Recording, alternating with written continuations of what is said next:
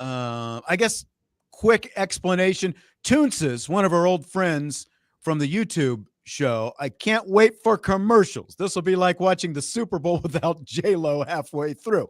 You won't actually hear commercials in your YouTube stream. There will be commercial breaks. And, for our old friend Salty, who was complaining that we were starting the show late already, we're trying to sort of navigate how the commercial breaks impact our live streams and all that stuff as well. So we're trying to minimize that a little bit. So the show does start at 5:05. That's when we start. So that, there are a couple commercial breaks during the show. Radio listeners know there's commercial breaks. I mean, you've dealt with it forever, right? But no matter where you are, we appreciate you being here today. Ant VR says history will remember today. And our old buddy Wayne, one of the ushers over at Notre Dame, potentially the biggest usher. I don't, at least in terms of like height, Wayne could have played offensive line back in the day. Congratulations. Good luck on the show. He says, wish I could stay on and listen, but I will be podcasting. Hey, again, wherever you listen, wherever you watch, we appreciate you no matter where you are. And what we've done is just given you more ways to watch and listen. We're going to get into a little bit because, again, Vince DeDario, Jesse Stires, along with me, Sean Stires. We'll get into more specifics about ourselves in a little bit, but I wanted to get into the meat and potatoes of what this show is, and everybody knows this is Notre Dame football. We're only 10 days away from the start of training camp, which means we're all celebrating right now. We are licking our lips right now is what we're doing. We have successfully made it out of the most boring week of the year. Yes. The slowest sports week of the year. We have gotten through it all in one piece, and now it's almost officially fall. Like we're almost there. We got training camp right around the corner, so like we're getting there. There's light at the end of the tunnel. Right. The doldrums of summer, right? Yes, exactly.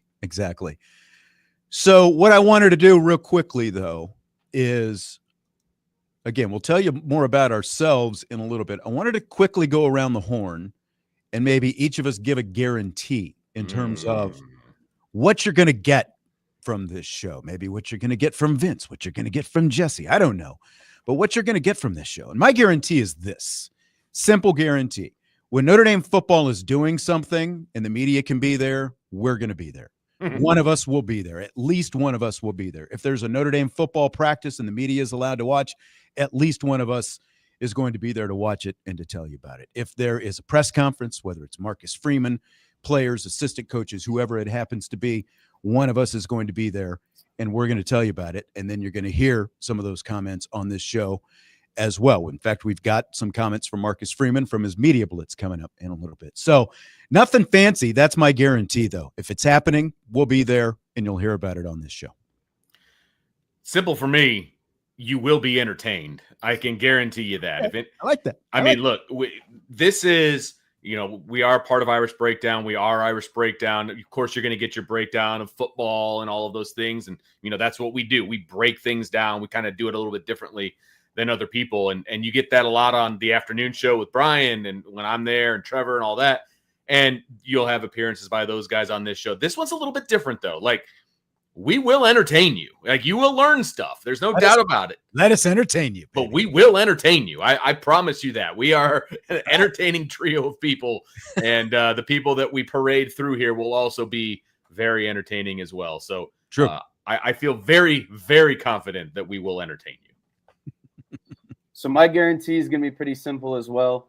I think that this show is going to deliver a wide range of variety in terms of opinions and takes. We've all known each other for a while, but we all have different takes on a lot of things. And I think that's great. I think you come on here to hear a wide variety. You don't want to hear the same thing kind of repeated over and over again. So that's something I'm looking forward to. And I think my analysis is always going to be kind of the number side of things. The guy who's more or less really analytical, looking at tendencies. I love to break down formations, specifically when you're talking about football. So I'm more of the analytical side. Love the number side of sports. So that's going to be my guarantee. And also, we're going to be able to talk about a wide variety. That's why it's called Sportsbeat. It's not just Irish all the time. We have a lot of knowledge about a lot of different sports, and we have a great chemistry. This is a group of people that have known each other for a good amount of time, so we know how to really joke and push each other's buttons at the same time. Yes, we do. Yes, we do. I'm kind of disappointed that nobody said prediction pain. Didn't get that one in there. I guess I got it in there off the top. So, all right. So I like that. See, good variety. 3 guys, good variety. By the way, this is one of the few times that the 3 of us will actually be together. Most days it'll be me with either Vince or Jesse. Tomorrow they both have conflicts. So our old friend Trevor Trowbridge, another Irish Breakdown guy, is going to be here. Like, see, and he's in here watching the show. Yeah, man. So what up to you, Trevor? So again, online, on the radio, YouTube. There is a Sports Radio WSBT YouTube channel. We just launched it, and you can jump over there and watch the show at any time. Whichever channel you prefer, whether it's Irish Breakdown, WSBT Radio, Sports Radio WSBT. Subscribe to either one. Let's get into some talk here. Some Marcus Freeman. The subject is football, and Marcus Freeman took the Irish on their annual New York media blitz, tour of the Big Apple and all that kind of good stuff at the end of last week, where they go on different TV shows and all that kind of stuff. Eli Raridan, Emil Wagner, Adon Schuler, Jordan Faison, Jeremiyah Love, Leonard Moore, they were all there.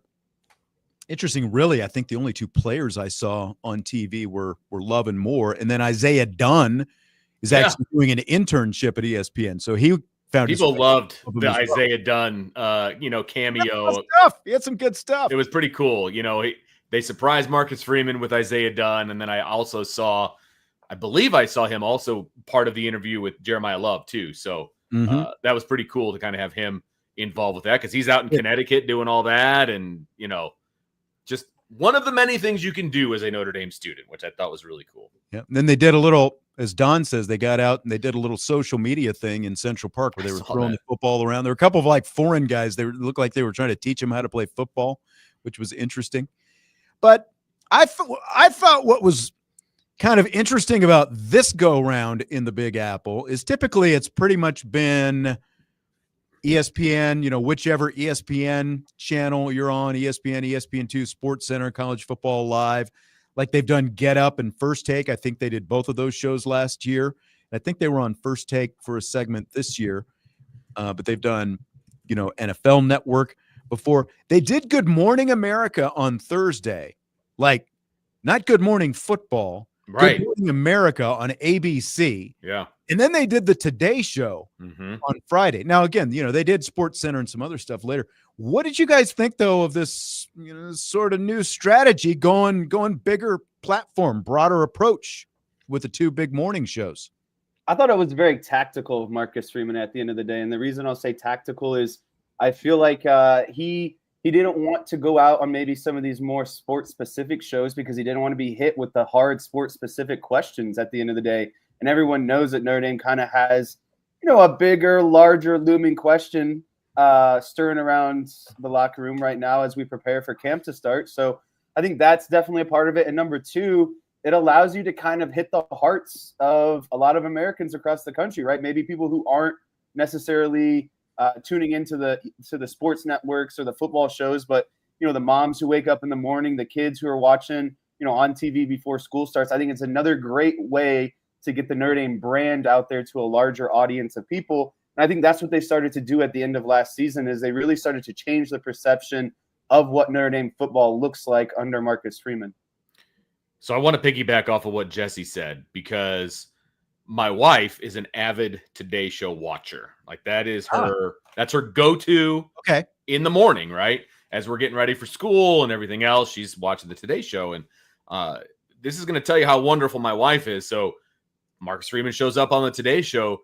She got up off of her couch, got her phone out, and recorded the interview for me on, from the TV. So not like old, not like the new school, find the clip on Twitter. She recorded it for 5 straight minutes, recording the TV. Cause she's like, I bet you're going to be interested in this video. And so she it's very thoughtful. Exactly. And she doesn't give a rip about football, but she knew I would enjoy it. It's so thoughtful. And they're on the Today Show. So it does. It reaches more people than they normally do. And that's why they were talking about his family on, Michael Strahan asked him about how many kids he had and the fact that he was an Army brat or, a military brat and all that kind of stuff. So just reaches a more broad network of people. And I think they had success with that. At least in my opinion, they did, in my experience with my wife, because she doesn't watch Marcus Freeman do press conferences or anything like that. Really, I think that's a good point. Like the only questions he got about the quarterback, which we'll hear here in a minute. We're going to play a couple other cuts first, but Shay Cornett, Jordan Cornett's wife, who works at ESPN, she's one, Sports Center anchor. She's the only one of this whole group that I saw ask about the quarterback competition. And maybe they wanted to keep it that way. Hey, Jesse's point. Maybe they wanted to avoid some of those kind of things coming up over. Because like last year, that's the one criticism I had of the media tour that they did last year. Regardless of which ESPN show they went on, and they went on all of them, everyone was pretty much asking the same question. Yeah. So if you're going to go on all of them again this year, he's going to answer the quarterback question 6 times. Right.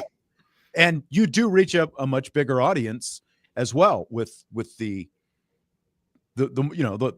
morning shows on NBC. Sure. ABC.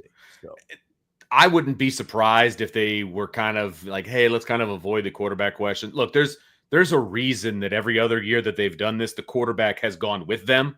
They didn't bring either quarterback, to my knowledge, right? And so they did not want that to be the forefront of the conversation. There's a lot of really talented players, obviously, on this team.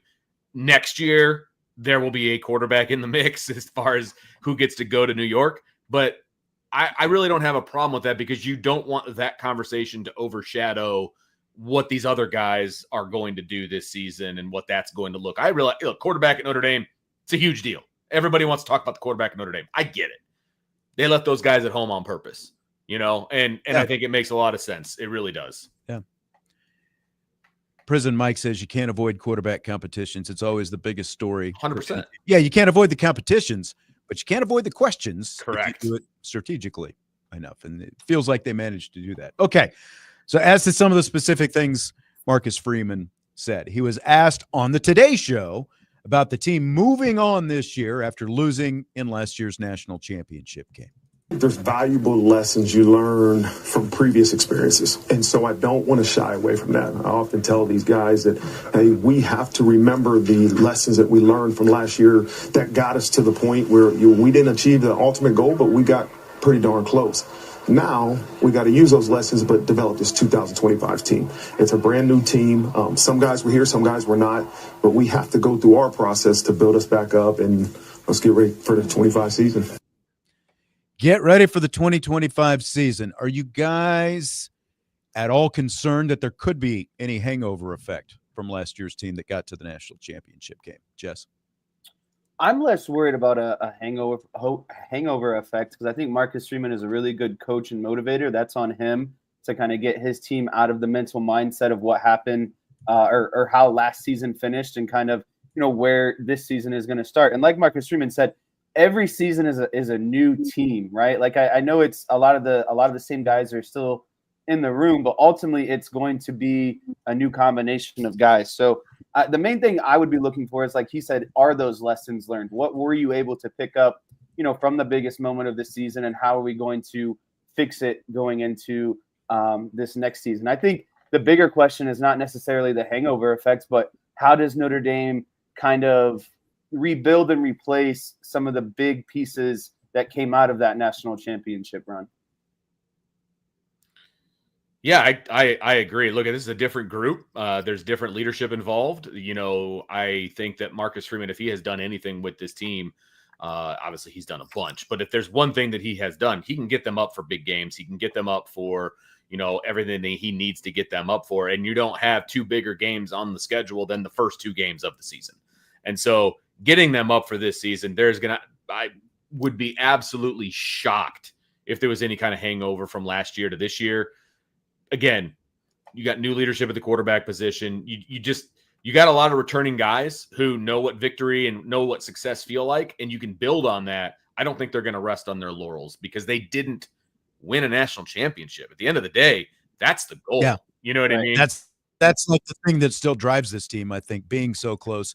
I felt like whatever hangover they had, because like you could see it at times in the opportunities we got to be out there at practices, and the fact there were, in Jeremiyah Love talked about it. It's like it was a little bit tough, like getting through spring after playing 16 games. It's a big difference from playing 13 games and 16 games extended all the way to January 21st. So I think that whatever hangover effect they have, I think they kind of lost that in the spring as they just kind of, grinded past that, grinded through the spring, a condensed spring where they adjusted a lot of different things and, divvied up the reps differently for guys like Love, for guys like Emil Wagner, and, all those, especially Emil Wagner, who played more snaps than anybody last season. So I think that was kind of it, but it feels like there are enough guys back and enough guys, like young guys as well, who didn't get to be a part of it, were motivated in a different way coming into this season. So I don't think we're going to see any lingering effects of that once we get to Miami on August 31st, 41 days away. Ooh, baby. I think perfect scenario in this situation is, I think there was a lot of what Notre Dame did in the playoffs last year was unexpected. Making the playoffs, I think, was a little expected, but the run they went on and being in the national championship game ultimately was unexpected. And so if you're Marcus Freeman, that's kind of the message that I'd be centering around is, hey, like that we weren't seen to do some of these things, and look at how far we got. Now, how do we pick up and keep going into the next season? How do we, it's even more unexpected, Notre Dame going back to it 2 years in a row and potentially winning a national championship now. So what are you doing to carry the momentum and keep things rolling into the season? I agree. All right. So Freeman was on SportsCenter, and I mentioned Shea Cornett, wife of former Notre Dame basketball star Jordan Cornett, who used to work at ESPN as well, and he's with NBC now. But she asked Marcus Freeman about the strengths of the two guys vying for the quarterback job, CJ Carr and Kenny Minchey. They both do some similar things really, really well. They make great decisions. They both have extremely strong arm. They both can escape if they need to, but they're both really just running the offense in a very productive way. And so I look forward to this competition at camp because I'm a firm believer in competition brings the best out of everybody. And to have two guys truly competing to be the starting quarterback Notre Dame, I look forward to seeing how this competition goes.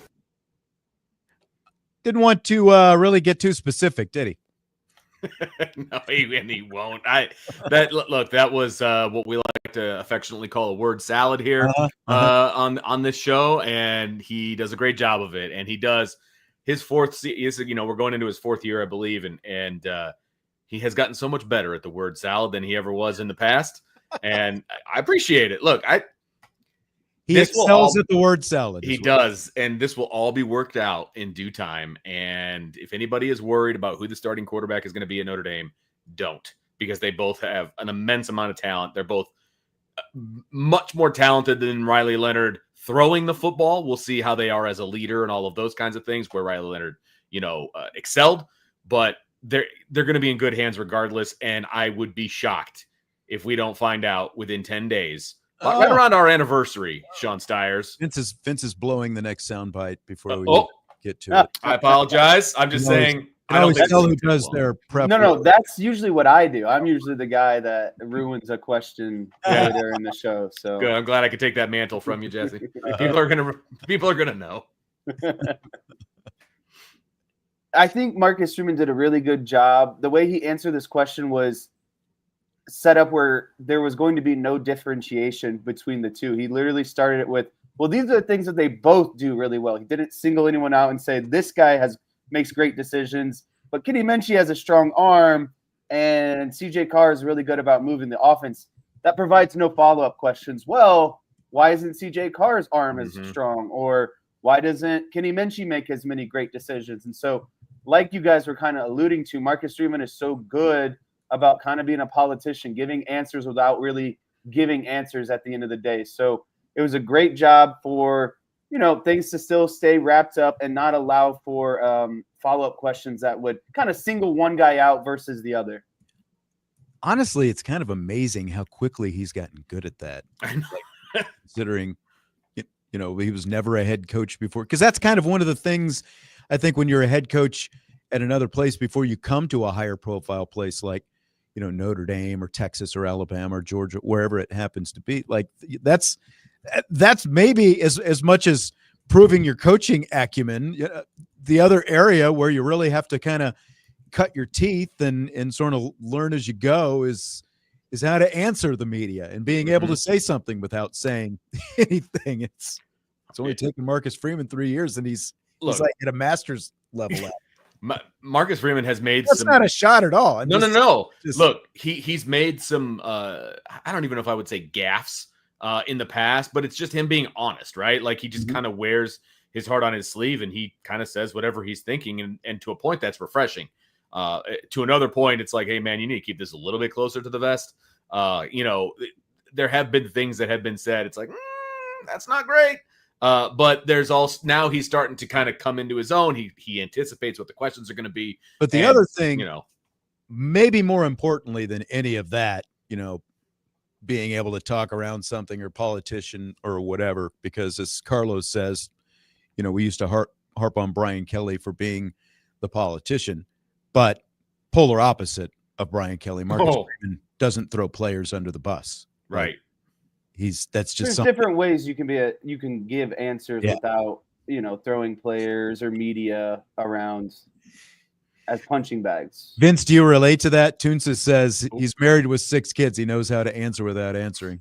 100%. Yeah, but the thing is every parent has a pecking order. I know Vince has a favorite child right now. Whoa. Let's not put that out in the ether, man. That's fired. You're going to get him killed before he even... Jeez. Man. I heard Coach Prime say it, and ever since I was like, you know what? That makes a lot of sense. I know all parents have a true running list of who their favorite and least favorite child is, and it's subject to change.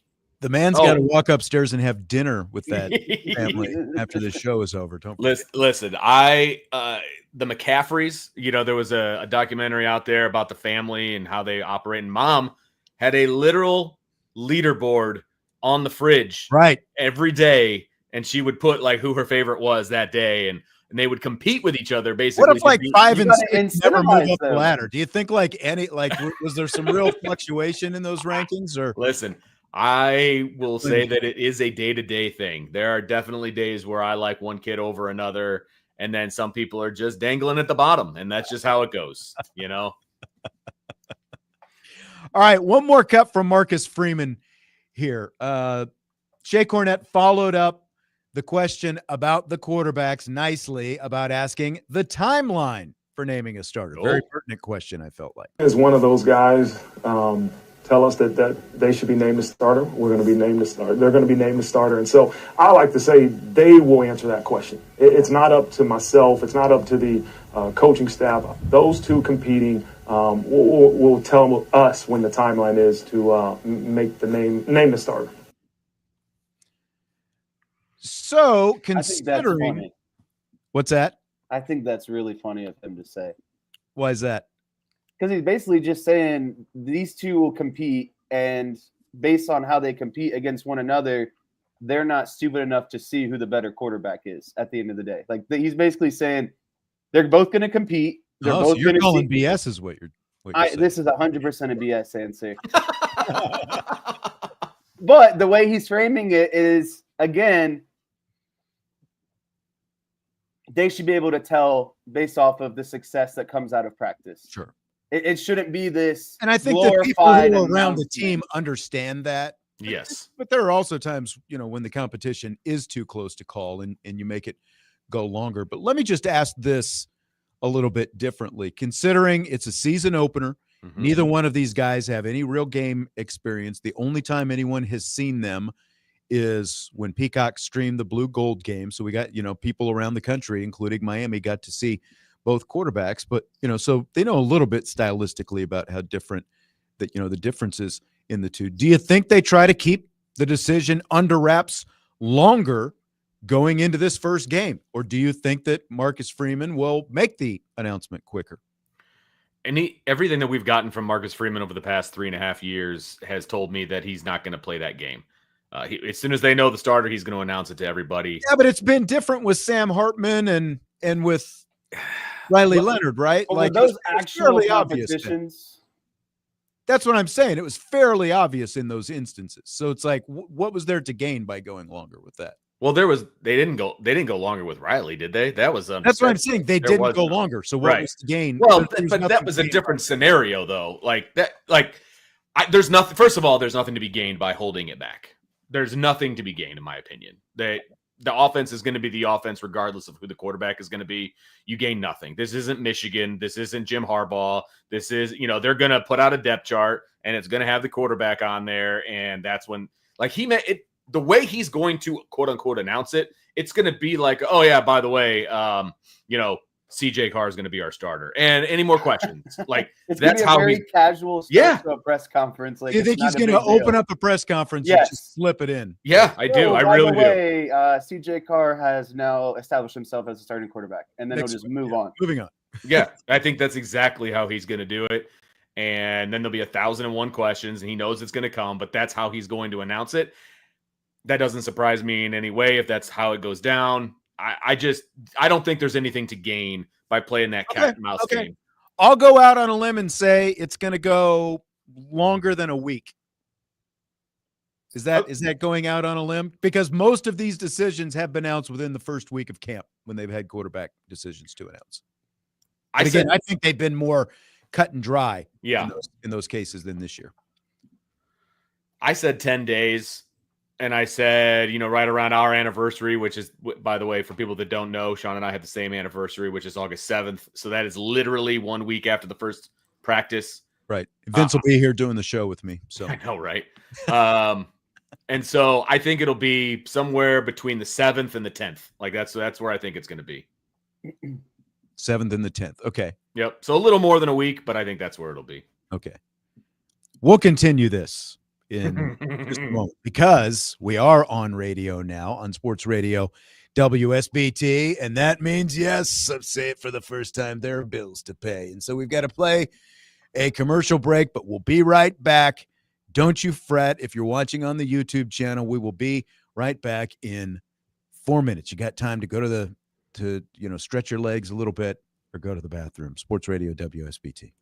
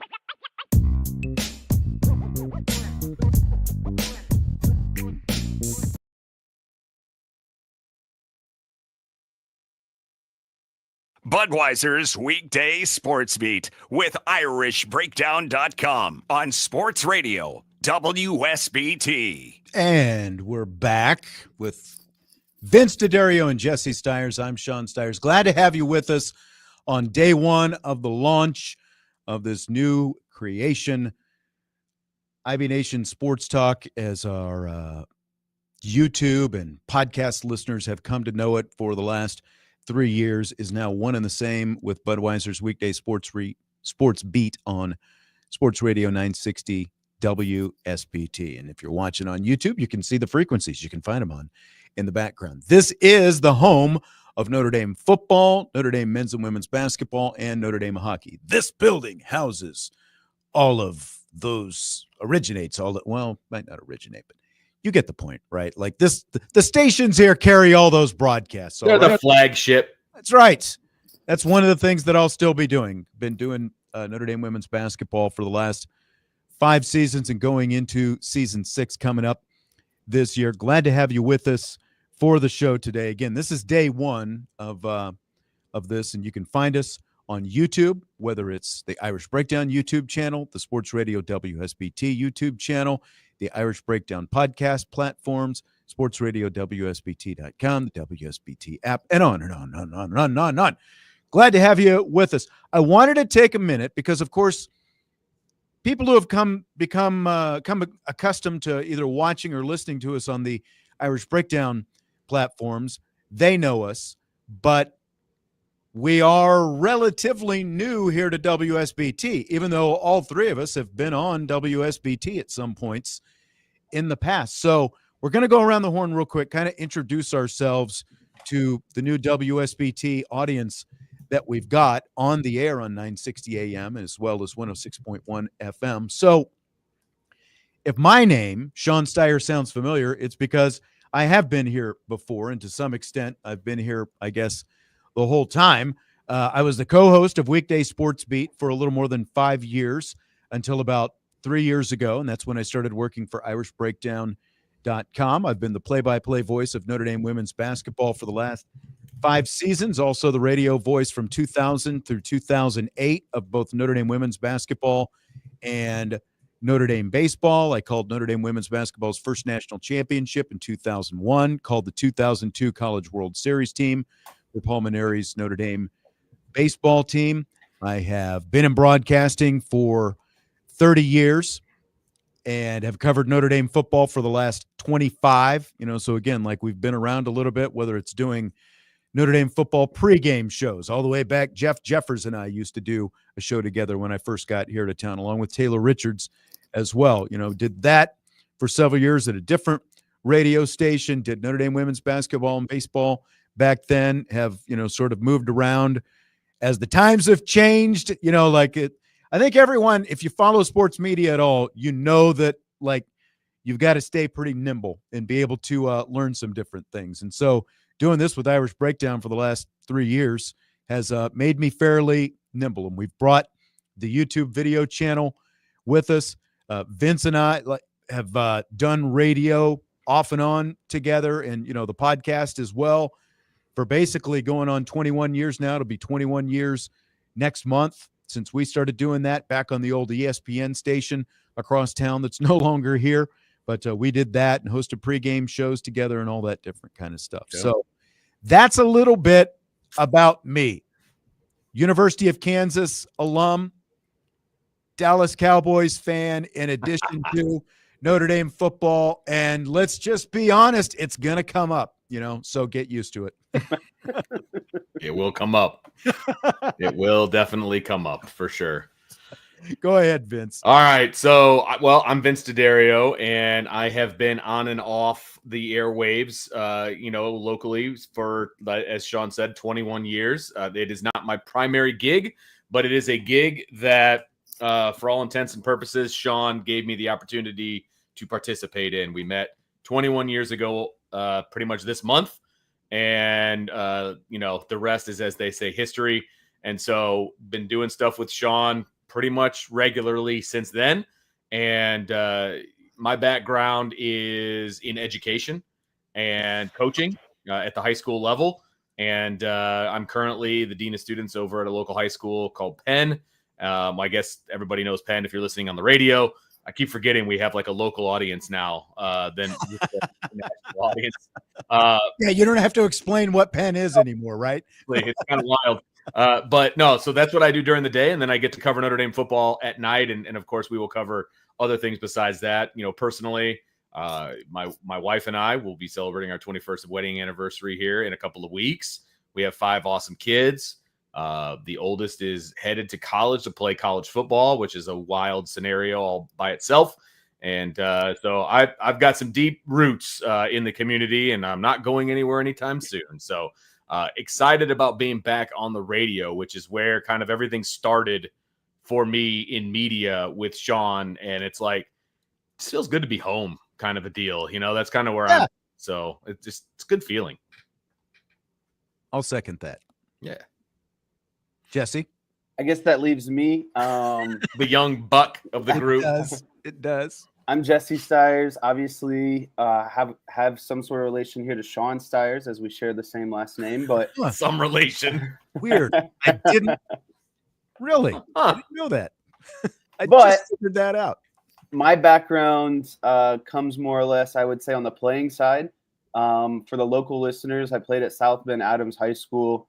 I was an all-conference football and baseball player. Had the opportunity to go on and play both football and baseball in college, so kind of understand the inner workings of, you know, how practices go, the game side situation, kind of the X's and O's side of things as you kind of move on to the higher levels. So again, that's kind of more of my expertise, not more or less the radio side of things, but I would say maybe the in-game experience and the analytical kind of breakdown of things. But Notre Dame football was my first love in life, and it's the thing that's always going to be at the center of my heart. I love Notre Dame football.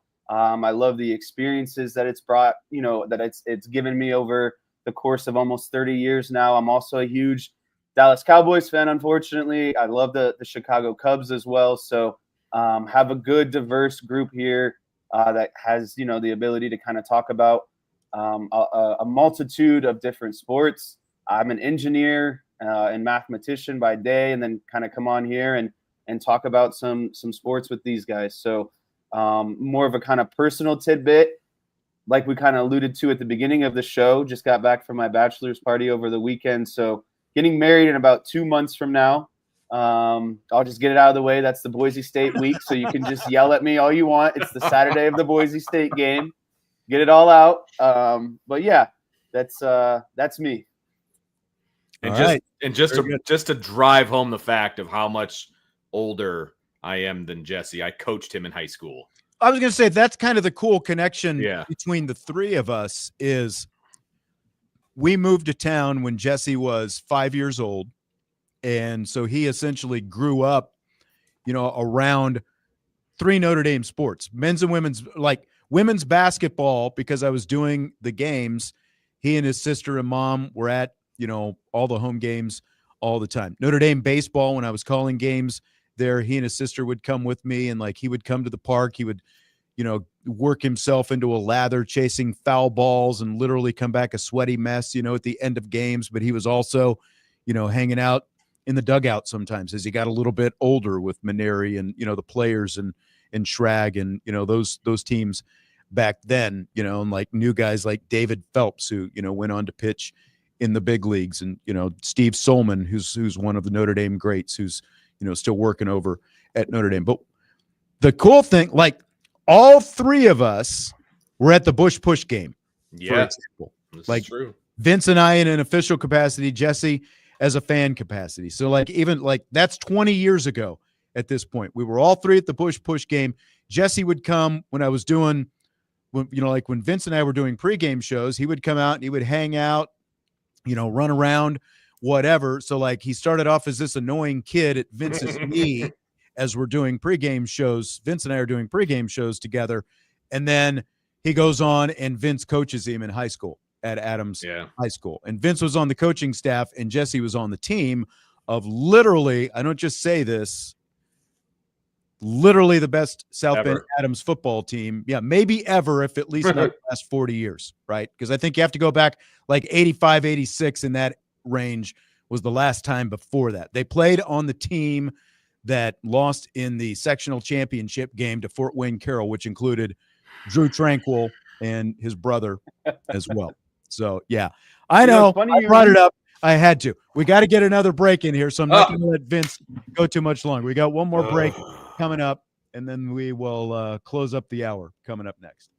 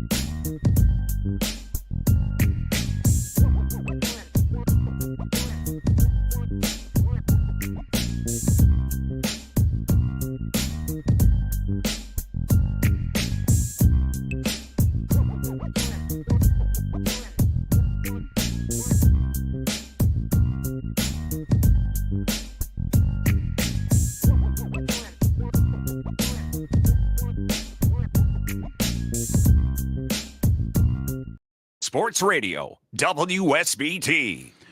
All right, we wrapping up the first hour here on the show. I'm slowly getting the hang of things back in this studio that I haven't been in for 3 years, so bear with us a little bit. Hopefully, I'll be able to cut back on some of the downtime a little bit in the second hour. I think I've figured something. I got a text from the boss, Jim, that is going to allow us to do that. Did either of you have anything to add to to what we were just talking about? Yes. Vince was making the face when I mentioned the infamous sectional championship game. Oh, I thought we were going all the way back to the Miami.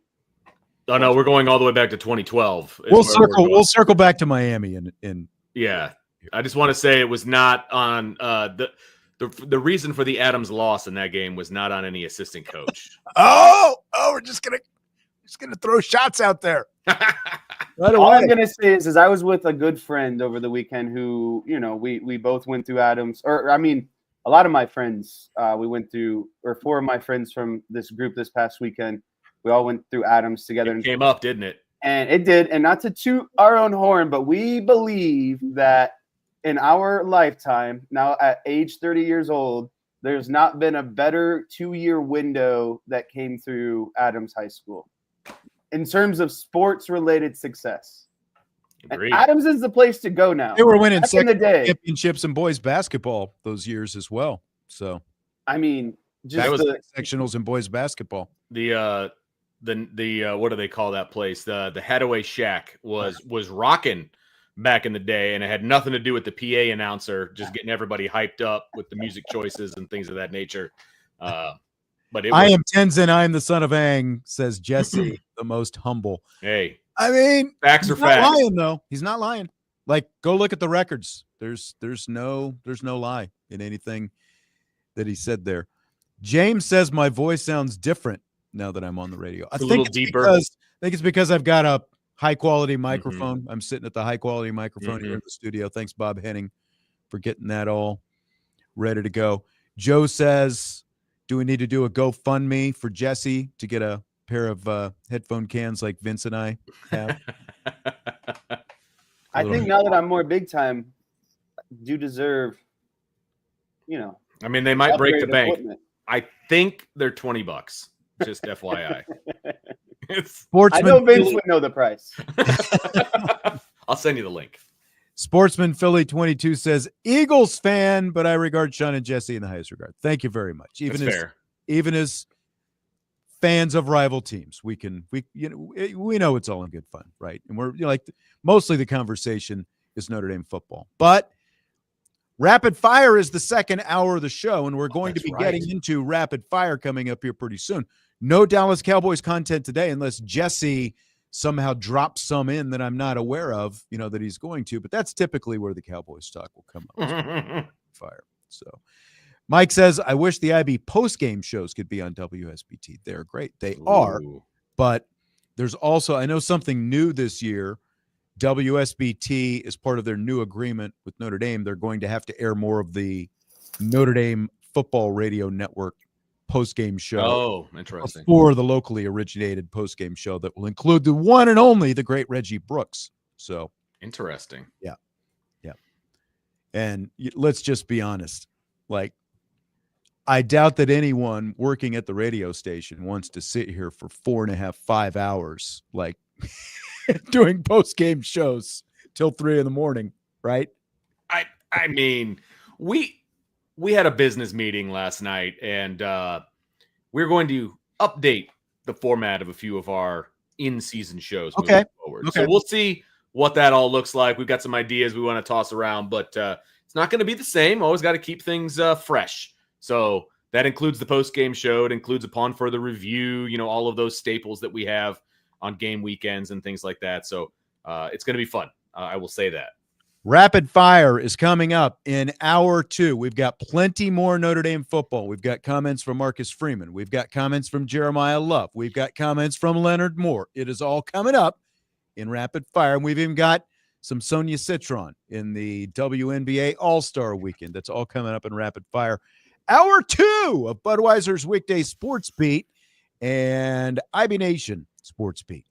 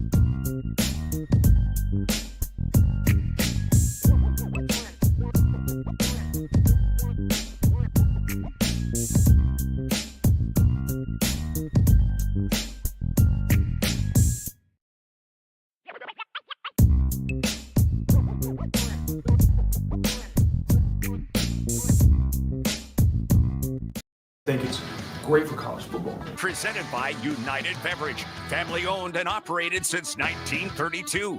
United Beverage Company of South Bend is proud to be part of your family's celebrations. Budweiser.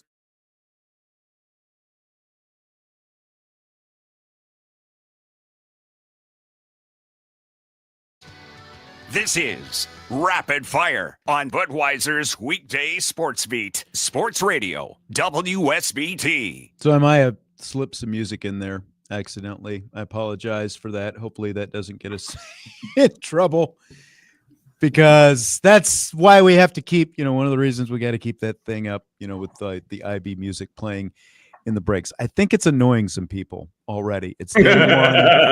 And I think people it's have the that hottest topic in the live chat is what can we do during the breaks to entertain I know.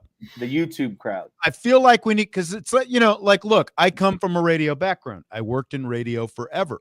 And so the first thing I had to get used to 3 years ago when I went to work for Irish Breakdown and we were doing a live podcast on YouTube is no commercial breaks. We were just talking. So yeah, true. We had some shorter shows back in the day. Like, we were lucky if we were pegging an hour, I think, most of the time for the whole show. But as time has gone on, I think most of the time we're lucky if we don't talk for an hour and a half straight. So now we're editing ourselves, and I have found some things that I can get rid of, that we're playing. So that'll, it shortens things up a little bit. But, like we had some people complaining. Justin said those last commercial breaks were 10 minutes apart, and I apologize, but here's what happened. First segment of the show, of course, the very first segment, because again, we're used to doing a podcast, and so we're used to talking forever. First segment went long, and so what that means in radio is you have to jam a couple commercial breaks in the last 25 minutes of an hour, and there was just a lot of excitement going on. It Sorry, it's day one. Thanks to everyone for being here. Hour 2 of Budweiser's Weekday Sports Beat and the new collaboration with IrishBreakdown.com and IB Nation Sports Beat. My name is Sean Stires. I am the quote-unquote main host of the show. Vince DeDario and Jesse Stires are here as well. And this will be one of the few times that we're actually all three together. But I thought that since it was day one, it would be great if we could all three be here. Actually, neither one of them is going to be here tomorrow. But tell you what, I feel comfortable saying this because I got confirmation today. Pat Garrity is going to join me at the start of tomorrow's show. I'm jelly. Notre Dame men's and women's basketball general manager Pat Garrity will start off tomorrow's show, and then Trevor Trowbridge will be the lucky one who gets to follow him with the second segment of the show tomorrow. So that's what we've got going on tomorrow's show. So we're obviously looking forward to that. But we're glad to have everybody with us, whether you're watching live on the YouTube streams at irishbreakdown.com or at Sports Radio WSBT. You can watch on either live YouTube stream. You can, of course, listen on the radio, 960 AM, 106.1 FM. You can also download the podcast and listen on the Irish Breakdown podcast. All these shows are still going to be going up on the Irish Breakdown podcast, and you can also listen to them on demand at sportsradiowsbt.com. And you can also listen in the WSBT app. It's like, I need a freaking list of every way you can watch or listen. But there are a lot of ways to listen, which is one of the things that is so cool about this. So people are asking, can we do old radio calls? I'm not sure about the on that. There's options for stuff for us to do, and we are going to experiment. We're going to do some different things, and this is day one. Not everything's all hammered out. You know how it goes, and we have to be able to do what we can do without getting demonetized. That's obviously an important piece of this, and so that's part of the thing. We can't play copyrighted materials in the Correct. YouTube stream because of what Vince just said. You play copyright, then you're not allowed to monetize because you're playing somebody else's material, basically. So there's a lot of different hoops to jump through in terms of getting all that stuff figured out. But we'll get there. Appreciate you being here, no matter how you're here. 100%. We'll get you entertained. I promised you will be entertained, folks. And I know, look, these commercial breaks are weird for us too. It's like I don't know what to do with myself. It's like Ricky Bobby with his hands. He's like, I don't know what to do. I don't know what to do during the commercial break. So yeah, it's new for us too. We'll get it all figured out. We'll get it figured out. But we, again, appreciate you sticking through on day one. We'll work through some different things. Probably day 30 is not going to look like day one. Agreed. In different ways. But we will all be here one way or the other. So we've come to the point in the show where we do something called rapid fire. And I ask you guys if you are ready for rapid fire. How could you not be ready for rapid fire, baby? Let's go. Okay. So we've got some more from Marcus Freeman. Notre Dame and Miami used to be a heated rivalry, but of course they haven't played much in recent years. Shay Cornett on SportsCenter last week, when Marcus Freeman was with her, asked Freeman if he has to explain that Miami rivalry to his team. It's important to know the history, right? It's important to know the great events, the great games, the great players that have come before you, because then you have a sense of honor and duty to the program you're at. And so we'll do a good job of making sure they understand the importance of that game, especially in '88 that went on to be the last national championship that Notre Dame has won. And so we'll understand that. We understand the challenge that the University of Miami will present, but we look forward to that competition. That's why we're in this game. So I guess my question is, do we even consider Miami a rival anymore? Was Jesse shaking his head? Go ahead. Yeah, Jesse, this is before, their rivalry stuff was before your time, so I want you to answer this. Before he was even born. Yeah. No, I don't think Notre Dame is a rival. Notre Dame and Miami are rivals, today. I think they were rivals in the past. To me, a rivalry is an established, long relationship where you're playing year in and year out. Notre Dame has a couple rivalries on the schedule right now. One of them might be leaving because they're scared of who Notre Dame is these days, and we'll probably talk about that at some point on this show. But to me, it's important, like Marcus Freeman said, you have to understand the history and meaning, but let's just be honest and get to it at the end of the day. It's game freaking one of the 2025 season. If you're not fired up and hyped up and ready to punch someone in the mouth like they were entering Texas A&M last season, then you're not playing the right kind of football. Marcus Freeman doesn't need to present this as a rivalry or try to get any extra juice out of his players. Again, this is the start of a season on the heels of a national championship appearance. And we all know that the front end of this schedule is going to be some of their toughest challenge. So, no, it's not a rivalry anymore, but that doesn't mean it can't be, a great game and ultimately something that gets Notre Dame fired up to play football at the end of the day. Yeah, look, it's not a rivalry. I don't care what anybody says. It was a heated series. I will go that far. It was a heated series that ended abruptly because it was getting out of hand. That doesn't make a rivalry. That just makes Miami beat the crap out of Notre Dame, and then Notre Dame finally came back and won against them. And that's not a rivalry. That's a heated series. And I might disagree with that. And that's fine. You are more entitled to disagree because it's before my time too, to be perfectly honest with you. Right. And Miami has not been a rivalry for Notre Dame in the last 30 years, in my opinion. And so to get up for this game, does it have to be a rivalry? No. Does he have to explain to Notre Dame players the history of this matchup? Absolutely. Because there's no chance that they know the history of this matchup. And that's all part of it. You want to teach them the history. But at the end of the day, I like the fact that Notre Dame relies on tradition. They teach the kids about the tradition and all of those things. I love it. It's not going to have anything to do when they strap it up game one. It's going to have zero to do with that game. What has to do with this game is that going into the season, both these teams are going to be ranked in the top 10, maybe the top 5, depending on whatever. And it's a huge game because of that. It's game one. Like, that's all that matters. Right. You were a young pup still, Vince, in 87. And I was 6 when like this, but so it's hard to remember that, like, even though sort of like that 88 was the zenith of, bad blood, and it continued a little bit past that, because I think they played one more year after that, but they were playing every year. So in terms of rivals back then, it was USC, it was Michigan, and Miami in whatever order it was, and like Notre Dame and Michigan would kick off the season against each other. So like, just like this one. So like right out of the gate, you knew you were going to have a great game. And more times than not, you knew that whether you won or you lost that game against Michigan to open up the season, that was probably how your season was going to go. Like, are you going to be a contender or not?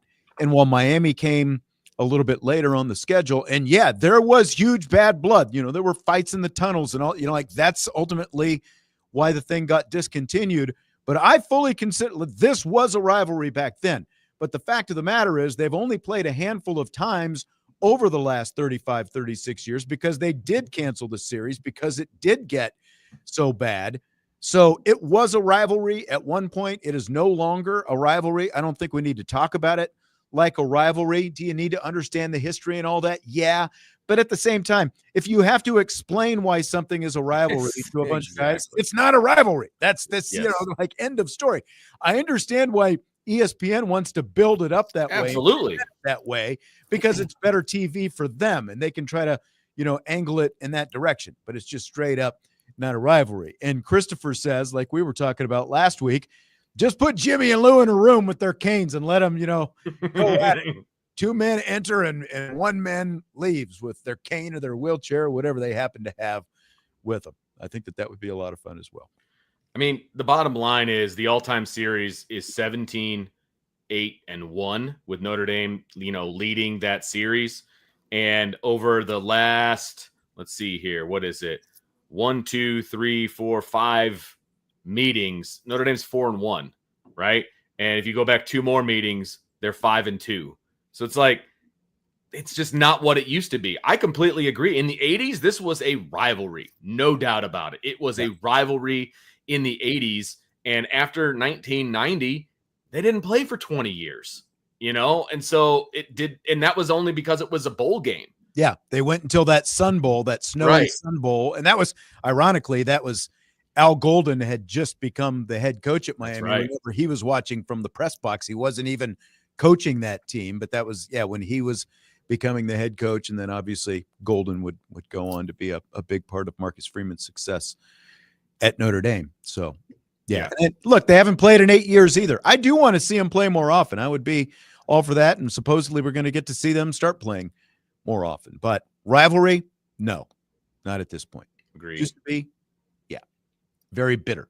Oh, yeah. It was heated. I mean, it was so heated they canceled it. It doesn't get any more heated than that. They canceled the dang thing because they're worried about player safety and they're worried about fan safety and all of those things, right? And look, the last time Notre Dame played Miami, it didn't go well for Notre Dame. And it was down in Miami. And that crowd was hostile, man. Hostile. And Notre Dame did not handle it well. I do not anticipate that being a repeat performance by Notre Dame. Yep. Marcus Freeman was on the Today Show as well in New York City last week. And since it was NBC, they kind of used the opportunity to promote the Here Come the Irish show on the Peacock streaming platform, NBC Peacock and all that kind of stuff. They asked Freeman about having the cameras around all the time last year and if it was a nuisance. Yeah, it took some convincing to think about all the cameras, the mics, and the distractions. And we really started to implement it last spring. And it was a good trial run. And it became like they were a part of the team. You didn't notice they were there. They feel like they were part of the staff. And I think everybody kind of dropped their guards and just became natural. Did you ever find yourself, though, like maybe in your mind thinking, maybe I don't want to say it this way, or maybe I want to choose different words since the cameras are rolling, or no? Early, yeah, I did, but then it just again became natural, and I said, "I might have to edit that." There's some things I might have to edit. Yeah, you know what to do. All right, so there's Marcus Freeman on the Today Show talking about Here Come the Irish. If Notre Dame hadn't gone as far as they did in the college football playoff last year, all the way to the national championship game, do you think that doing this series, do you think it might have been a bigger issue to some people? Like, would we hear some complaints about, should they really be doing this and that kind of thing? I would say if they didn't make the playoffs, it would have been more of a talking point. Okay. But I think a lot of fans were satisfied with just making the playoffs and obviously winning that first-round matchup at home against Indiana. But I think if they didn't make the playoffs and that loss with NIU probably being the reason why they didn't make the playoffs, then it would become a talking point, because that's when things become relevant, is when a team loses. It's like when Notre Dame wears the uniforms. Everyone wants to blame their sufferings on what uniform Notre Dame is wearing that day. So, that's kind of when these things become problems, is when you start losing. But when you win and you clear expectations, then those things kind of are lost in the back of a lot of people's minds. Right. Like Kevin Fetters is saying, Here Come the Irish was an awesome series. Yeah, especially considering you got some bonus episodes. I mean, imagine if they went 8-4, though. Yeah, exactly. And you lost to Northern Illinois, and that's my point. I feel like you lose to Northern Illinois, and if that season doesn't rebound, I feel like there would be a lot of griping about the fact, it's all a distraction. They shouldn't have been doing that kind of thing. What do you think, Vince? Yes, because people look for excuses like that. That's why it would have been a hot topic. Like, remember when they lost to NIU, it was Anthony Tresch's fault because he was whispering into Marcus Freeman's ear the entire time. Right. People who's are that going guy? Who's the skinny guy? Right. He's talking to him. That was the lead story to talk about. It was not so like every guy has an on sideline analytic guy talking to him the whole game. It was so annoying, like that whole week, and it took probably 2 or 3 weeks for that part to die down, even after they throttled Purdue, the next week. But so yes, people would find an excuse and they would complain about it. But here's the reality of the situation: watch any college football game, and you will see a staffer multiplied by 10 running around with cameras in these kids' faces on the sidelines. They're everywhere, whether you're having an actual documentary or whether it's the in-house media group that's putting out, social media highlights and things from practice and things from games and, all of those things. Those cameras are absolutely everywhere. And I just think it's normal anymore. You know what I mean? Especially if you're at the University of Notre Dame. You're trying to say every team has their own Connor Stallions. Is that what you're going to? I'm saying every team has people with cameras in their faces, for sure. Absolutely. No, especially today. If you don't have social media, because that's part of there was already a social media presence. I did notice, not this spring, but last spring, that Marcus Freeman was referencing, there were definitely more cameras, and you would see guys, at the player, post-practice press conferences and stuff like that. They would have the big boom mics and stuff like that, picking up sound. Right. There was definitely, and I remember asking somebody, I was like, what's this all about? What's with the microphones? And they said, it's for the Peacock series. Yeah, exactly. So, but then that just becomes the norm. You know what I mean? Exactly. It gave them time. It gave them time to, to become accustomed to it. And then, like they said, at some point, it just becomes you don't even recognize it anymore. It's like I live by the highway. And when we first moved out of the city to the highway, all I noticed was the freaking noise on the highway with the traffic all the time. But now, after living there for 6 years, I barely notice it. It's white noise. Yeah. It's white noise because we live next to the toll road as well. Sure. And if you really hone in on it, yes, you can hear it. And it almost sounds weird now to be someplace else at night when you can't hear the highway. It's just white noise. And so it's this exact same thing. And that's the way Marcus Freeman kind of explained it, right? He's like, In the spring, it was annoying, but then we got used to it, So Yeah. I hope they do it every year, frankly. Mikkel says the NIU loss made it a better series/show. Added drama. Yes, because Well, of again, course. they end up playing 16 games and getting to the national championship game. I guarantee you, if they were 9-3 or 8-4 Right. and they lost to Northern Illinois, you wouldn't be saying that the NIU loss made it a better show. No doubt. Year. It's a better show because you had a lot more gloss at the end. Things ended up, going well by the time it was all said and done. But they are doing another season of Here Come the Irish this upcoming season. What is one thing you would like to see them do this season? Ooh, that's an easy one for me. When we went and we spoke with Marcus Freeman, in May, one of the things that was asked about was the role of Anthony Tresh and how they operate and things like that, right? And so, good one. I would love that. He says they have meetings at the beginning of the week and then at the end of the week, and they talk strategy and they talk about games. Go through some of that stuff. Let people see. I want to be in one of those meetings and see, okay, which games did they watch this past weekend that are going to influence, the game coming up, and just what do those meetings sound like? What do they look like? What are they talking about? That's what I want to hear. I'm going to be honest, Vince, when you said, you got that closed door meeting with Marcus Freeman, I thought you were going to say that you wanted to see that so that you could be on the show. No, I don't want to be on the show. Where I thought you were going. So. I'm not going to turn it down. Okay. I mean, this is clearly a face for radio. Okay. Okay. But no, I want to see that meeting. That's what I want to see. I think that's really good. That would be great behind the scenes stuff. Yeah. I think. Vince's answer is going to be better than mine for once, so I'll let that slide. I'll take it. Check. But I'm more of, I like to see kind of like the in-game war room situations. Maybe, in the locker room where they're on the whiteboard and they're really trying to figure out, defensively what the offense is doing to them.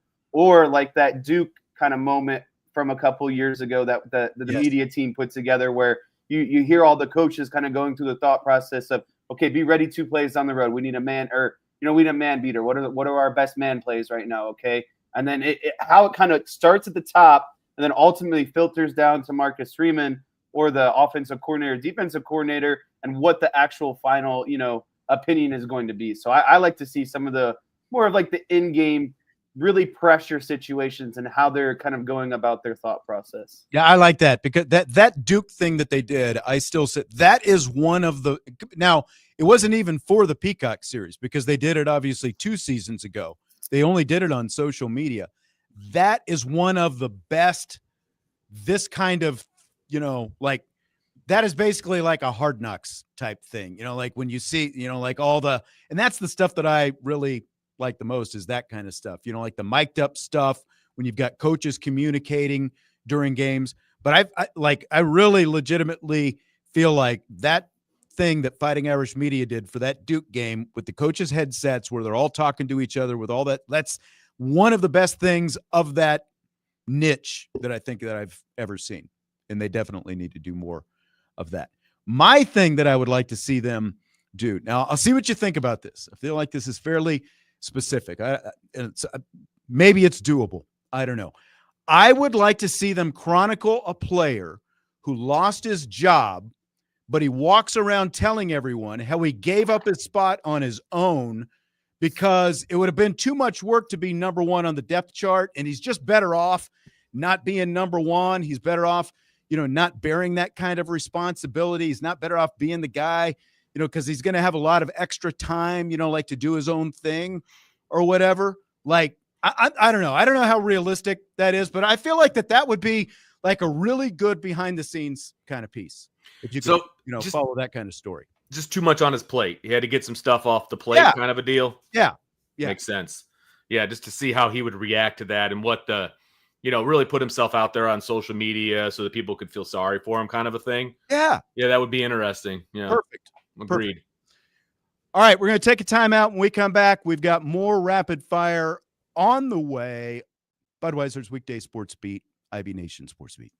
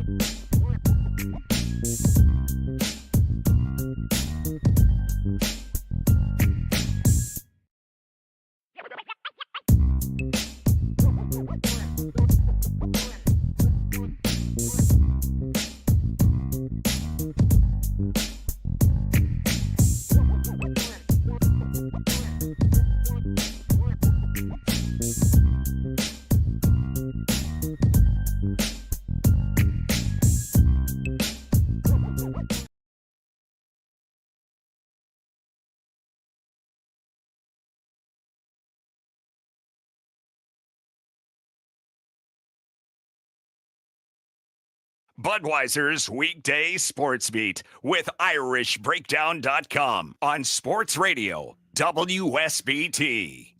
We keep on rocking on WSBT and the Irish Breakdown platforms as well. You can watch us live on either of the YouTube streams, IrishBreakdown.com or WSBTRadio.com. We welcome a Penn State troll to the show. Penn State Sports Talk is with us, and he says, I would like to hear what Freeman has to say, even though there's no media days for Notre Dame. That's right. Notre Dame doesn't have to do media days because they do their own thing. They go on national TV and they get on the Today Show and Good Morning America and Sports Center and everything else, and not the Big Ten Network. So I think that there might be a little more carriage for those shows than Big Ten Network. What do you guys think? I mean, they don't need a media day. They're independent. They don't need a bunch of other schools to come prop them up. They can go do it on their own. It's amazing. It was really funny. I like how the Penn State trolls are the newest kind of train member that have entered the chat ever since, they were bitterly beat to go on to the national championship. And really, that's all you have to say is, what has Penn State really accomplished over the last 10 to 15 years? They're not even on the schedule this year, and we've got Penn State trolls. I know. It's crazy. It's crazy. They're just bitter. Let's continue with some rapid fire because we do have more to get to before the show ends. Penn State Sports Talk says the rematch is coming. I mean, I hope so because me too. It's great football playoffs, and they're going to play in significant games. I think that would be awesome. I would love to see it one way or the other. It was a great game last year. We've all given credit where credit is. It was a great game. It was a great game. One team made a couple more plays than the other team, when all was said and done, right? But based on social media, you wouldn't think that was the case. No, I know. So Irish running back Jeremiyah Love was part of Notre Dame's New York media blitz last week. They asked him on College Football Live what his expectations are for this season. Expectations, this season I just want to be better than I was last season. I'm not really going into this season, thinking like, oh, I got to win a national championship. I got to do this. I got to do that. I got to win this award. I just want to be better than I was last year. I want to be the best version of myself that I can possibly be. And I feel like that's how everybody on the team thinks. I feel like, everybody's not, too focused on like material or like individual glory. So there he is, Jeremiyah Love. Rate that answer, scale of 1 to 10. For me, it's a 10 out of 10 at the end of the day, Vince. Sorry to cut you good. off, but every time I hear Jeremiyah Love and knowing the player that he is, I just get really fired up. And to hear a guy that is so selfless and say, it's not about the personal accolades. It's not about setting, I need to get 20 touchdowns, 1,500 rushing yards, be a Heisman finalist, be a Doak Walker finalist, all of these things that he could talk about because he is one of the best players in the country and he is going to be the best player on Notre Dame's offense this season. But it's about how can I be the best version of myself? How can I just be better than what I was last season? Because last season, clearly it wasn't enough. So what can I give to the team to be better for us to, in this case, win a national championship? Yeah, I mean, it's a perfect answer. Not surprising. I mean, he knew what he was going to say before he even started the interview because he's a seasoned pro. And, as Marcus Freeman says, with team glory comes individual glory. And so as long as he gets better than he was last year and works a little harder or whatever the case may be, whatever the definition of that is for him, if he does that, everything else will take care of itself. Yeah. And he's obviously not going out on any limbs, and guaranteeing anything like, he's not talking about like a yardage goal or a touchdown goal or whatever. I just want to get better. And I think that's the thing for him. And as we spin it then, and you look at Jeremiyah Love, as good as he is, if you're going to pick one area for Love specifically to improve this year, what would it be, Vince? I think for him, it would be, health, obviously. Now that you can't really control that, but, he was injured towards the end of the season and it hindered him. I think just proving to, scouts and NFL teams and all of that, look, you can stay healthy and still play at a high level for the entire season. So I think just durability, if he's durable and he's healthy the entire season, he'll be just fine. Jess? I think durability, like Vince talked about, I think that showing that he can be a third down back I know he's not a guy that they want to run out there every down, and there's always going to be a snap count, but I don't think that should put you in the frame of, okay, well, Jeremiyah Love is playing 20 snaps, and of those 20 snaps, they're only going to come on first or second down. I think he needs to be a complete down back. He needs to be able to guy who can get it done on first down, or maybe someone on third down that needs to pass protect on a long 3rd and 10. And this kind of came up too in his evaluation that we talked about a couple of weeks ago. I can't remember Todd McShay evaluation. Yeah. Todd McShay evaluation. I just think the ability to be a super polished receiver out of the backfield, because I think in this offense with CJ Carr, there's going to be more of that RPO action where he's not necessarily pulling the ball and running it like Riley Leonard all the time, but he's going to have the ability to flip the ball out to Jeremiyah Love in the flat, or maybe on a slant route, or a route over the middle, or maybe a wheel route going down the field. But if he can polish up those hands and be a guy who's a threat to take the ball to the house, whether he's running the ball or catching the ball out of the backfield, I think that would, just really take his game to the next level. Yeah, I think third down is like the specific area, and I agree, like pass protection and just receiving skills. Those are, I think, especially from an NFL perspective, like what NFL guys are looking, like he's good in pass protection. Can he take another step in pass protection? Like little things like that. Can he be a factor in the pass game? I think that he can. It's a matter of, are they going to involve him in the pass game more this year? Because he can be legit, though, because of his profile into the NFL. Like that is what the NFL is about these days. Right. I want to, because we're starting to run short on time. We do go till 7:00, but again, we do have commercial breaks that we've got to play on this show. SEC Media Days were last week, so all the coaches in their conference had their chance to talk.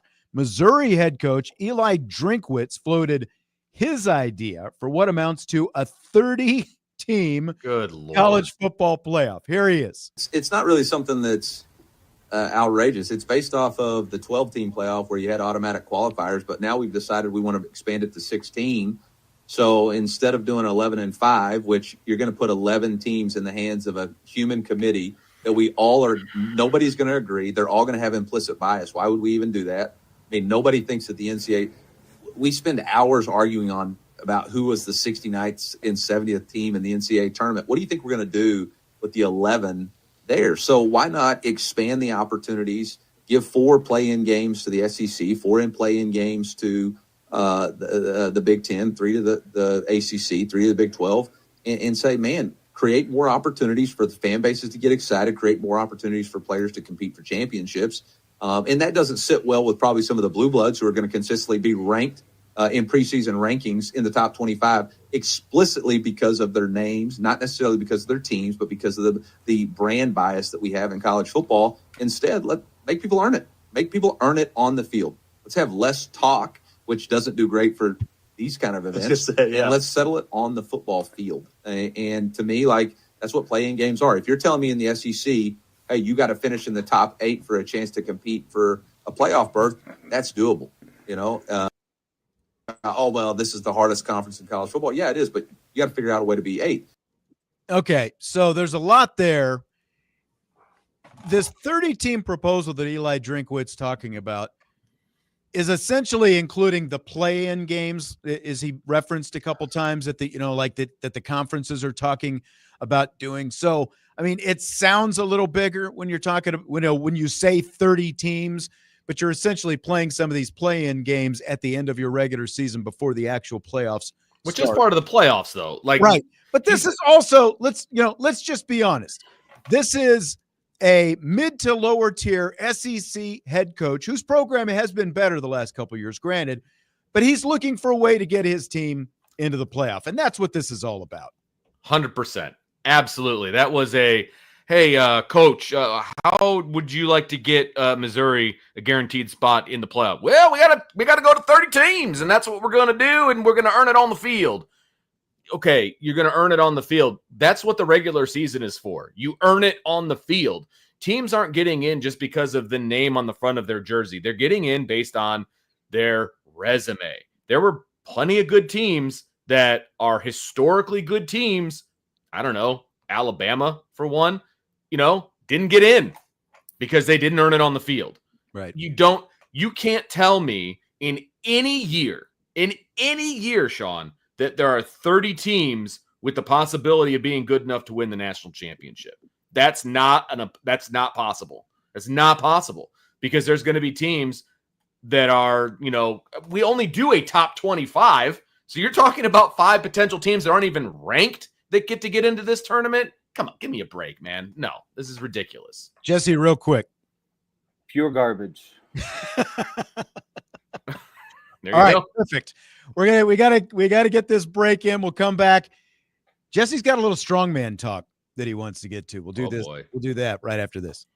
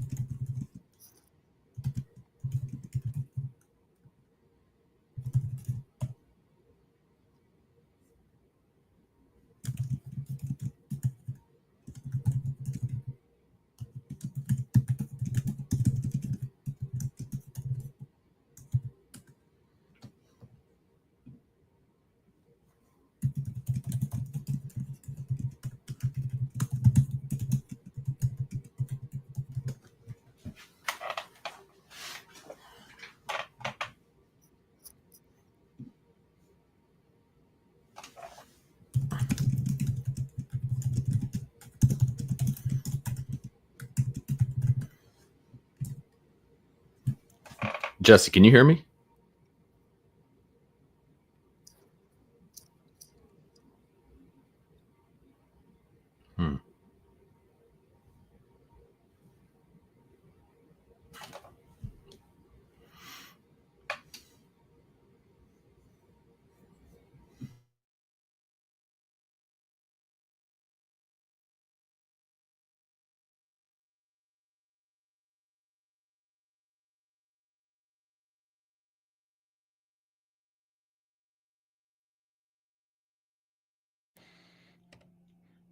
All right, so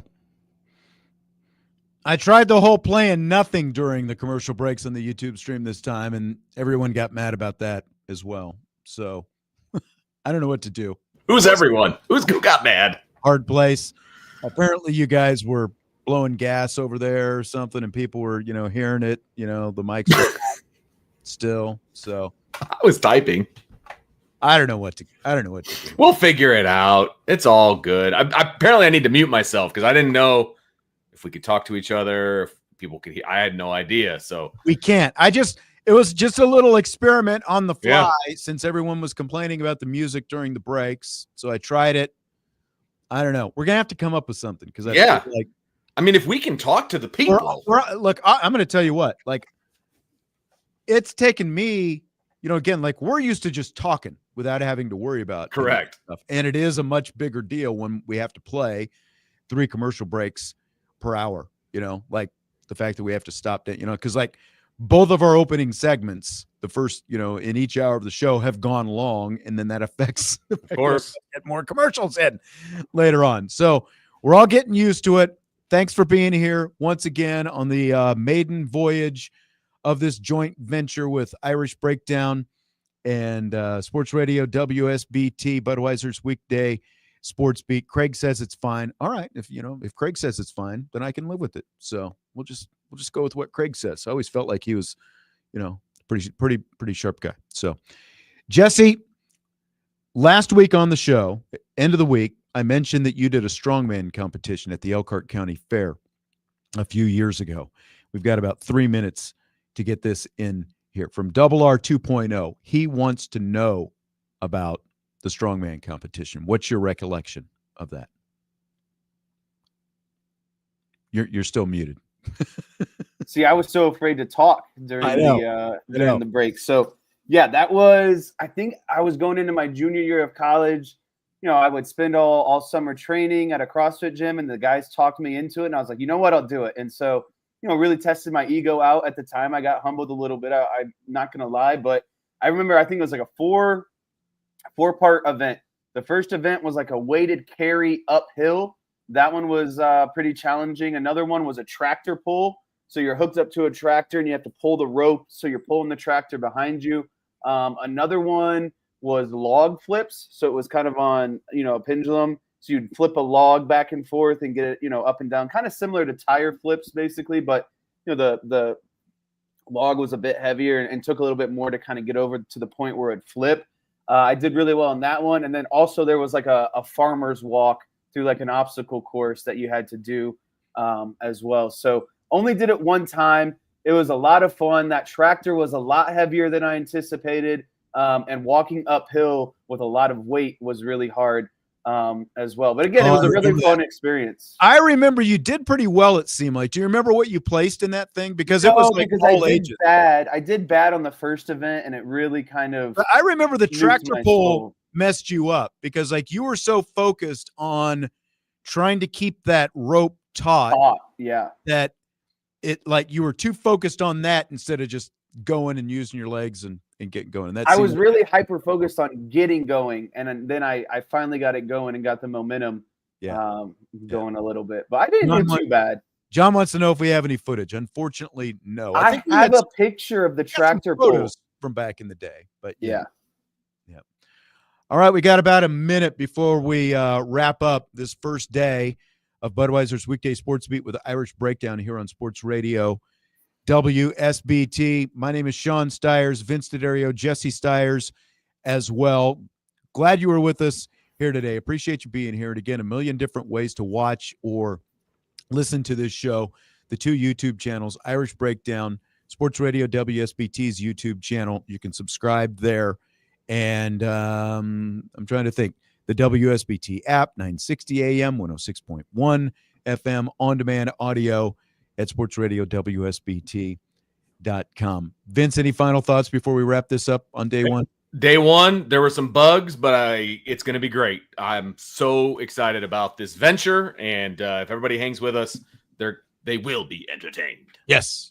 It was fast. It was fun. And I think as we go on, I think there's going to be fun aspects that are added to the show. Like this is a show that is going to be tailored for the listeners and the people. So, there'll be fun ideas bounced around and probably newer segments that roll through. So just be patient, hold on with us. And if you have suggestions, just say them in a nice way.